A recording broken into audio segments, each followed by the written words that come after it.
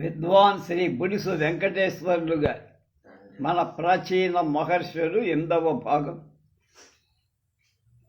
19/1/26 కపిల మహర్షి గురించి చెప్పుకున్నాం. నిన్న ఇవాళ కశ్యప మహర్షి.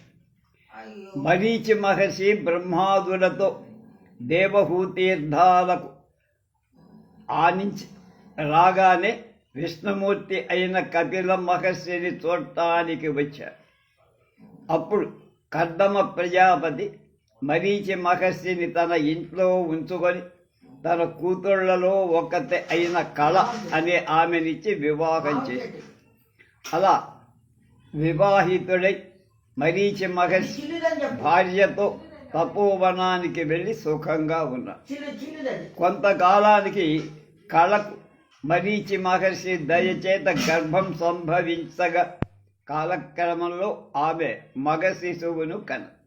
మరీచి మహర్షి కుమారుడు ప్రజాపతి అని అతన్ని జాగ్రత్తగా కాపాడమని భార్యకు చెప్పి అతనికి కశ్యప నామం పెట్టి యుక్త కాలంలో ఉపనయనాది సంస్కారాలు చేసి తపస్సుకు వెళ్ళి కశ్యప మహర్షి సంతానం. కశ్యపుడు తర్వాత పెరిగి పెద్దవాడయ్యాడు. బ్రహ్మ నియోగించగా దక్ష ప్రజాపతి తనకు కలిగిన పుత్రికలలో అదితి, దితి, ధనువు, శాల, అవాయు, కాల, అవాయు, సింహిక, ముని, కపిల, క్రోధ, ప్రధ, క్రూర, వినత, కద్రువ అనేవాళ్ళని కశ్యపుడికిచ్చి వివాహం చేశారు. కశ్యప మహర్షి తన భార్యలందరూ సంసార సౌఖ్యాన్ని ఇచ్చి పుత్రుల ఇస్తానని చెప్పారు.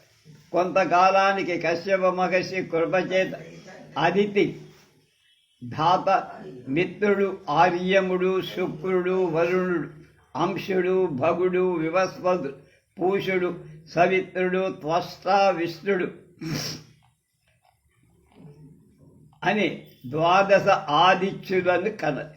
కశ్యపుడి వలన దితికి హిరణ్యాక్షుడు, హిరణ్యకశిపుడు జన్మించి ధనువుకు విప్రచిత్తి, శంబరాది దానవులు నలుబళ్ళు 14 మంది పుట్టారు. కాల అనే ఆవిడికి వినాశన క్రోధాదులు అనేటువంటి వాళ్ళు 8 మంది. అనాయువు అనే ఆమెకు బలవీరాదులు అనేవాళ్ళు 9 పుట్టి. సింహికకు రాహువు పుట్టారు.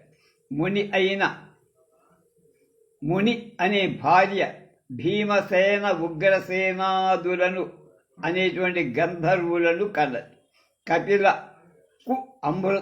అమిలకు మృతము, గోగణము, బ్రాహ్మణులు, ఘృతాచి, మేనకాదులైన అప్సరసలు పుట్టారు.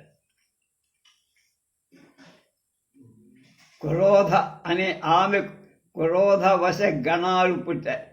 ప్రధ అనే ఆమెకు సిద్ధాదులు, క్రూర, సుచంద్ర, చంద్రహ్రంతాదులు పుట్టారు. కశ్యప ప్రజాపతికి కద్రు, వినతల వలన సంతతి.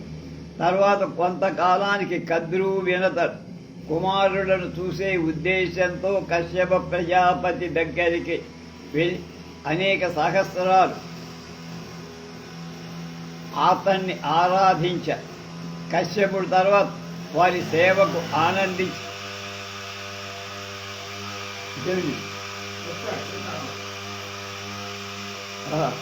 వరాలు వేడుకొనమని. అప్పుడు కద్రువ 1000 మందిని, వినత 1000 మంది కంటే బలాధికులైన 2 పుత్రులను కోరుకొని కశ్యప మహర్షి అట్లాగే అని వారి కోరిక తీర్చడానికి ఉగ్ర తపస్సు చేశారు. తర్వాత కశ్యపుడు ఇంద్రాది దేవతల కిల్యాది ఋషిగణాలు తనకు సహాయం చేసుకొని పుత్ర కామేష్టి చేశారు. ఆ యజ్ఞంలో అంగుష్టమాత్ర దేహుడు అనవరత ఉపవాస కృషీభూత గాత్రుడైన వాళ్ళ కిల్యాదులను చూసి ఇంద్రుడు నవ్వాడు.